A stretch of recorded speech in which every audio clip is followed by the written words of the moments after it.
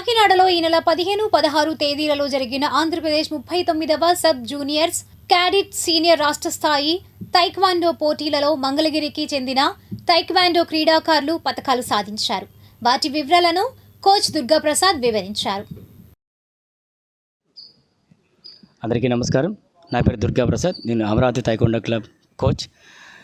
ఈ నెల మనకి 15, 16 తేదీల్లో కాకినాడ జరిగినటువంటి రాష్ట్ర స్థాయి తైక్వాండో పోటీలలో మంగళగిరికి చెందిన విద్యార్థులు పథకాలు సాధించడం జరిగింది.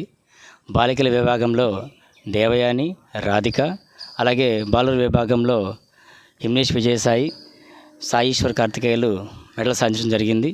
గోల్డ్ మెడల్ సాధించినటువంటి పి రాధిక పంజాబ్లో జరగబోయే జాతీయ స్థాయి పోటీకి అర్హత సాధించిందండి. ఈ అమ్మాయి పంజాబ్లో జరగబోయే జాతీయ స్థాయి పోటీలో పాల్గొనబోతుంది. గతంలో కూడా ఈ పాప SGF school game federation of India conduct గేమ్స్లో కూడా జాతీయ స్థాయికి అర్హత సాధించి ఉంది. అది కూడా పంజాబ్లోనే జరగబోతుంది.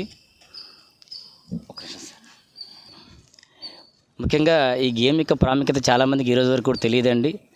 ఈ తైక్వాండో యొక్క ప్రాముఖ్యత ఏంటి అంటే, మనకి స్పోర్ట్స్ కోటాలో కానీ, మెడికల్లో కానీ, ఇంజనీరింగ్లో కానీ మనం ఒక నేషనల్ మెడల్ కానీ తీసినట్లయితే దీనికి ఫస్ట్ ప్రయారిటీ ఇస్తారు.